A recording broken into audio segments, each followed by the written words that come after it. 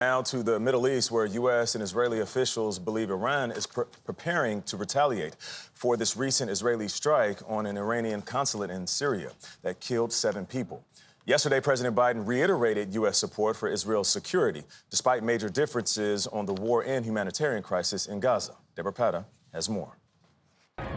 Looking towards the sky, Palestinians in Gaza never know whether the planes above carry the threat of death or the promise of life-saving aid. On the ground, they pray amidst the rubble and ruin, marking the end of Ramadan with the Muslim holiday of Eid al-Fitr.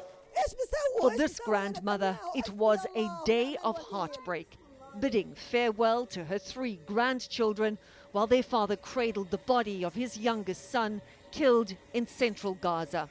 And for Hamas chief Ismail Haniyeh, the conflict became personal, his 3 adult sons and 4 grandchildren taken out in a targeted Israeli airstrike yesterday. As the humanitarian crisis worsens, the wider the rift grows between the U.S. and Israel. A red line for the Biden administration, Prime Minister Benjamin Netanyahu's plan to invade Rafah, where more than half of Gaza's 2.3 million Palestinians are sheltering. Despite the U.S. warning, this would be a mistake. We also want to address the Iranian threat. But no matter how deep that rift, when it comes to Iran, U.S. support is clear. President Biden says they will do everything they can to protect Israel after Iran's threat to retaliate following last week's bombing of its consulate in Syria.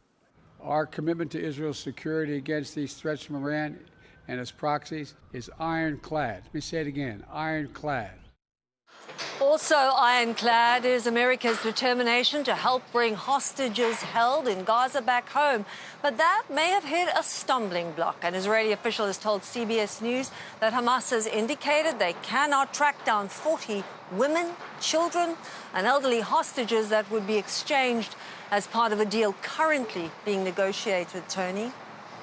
Worst kind of news for those hostage families. Deborah Pata for us in Tel Aviv. Deborah, thank you very much.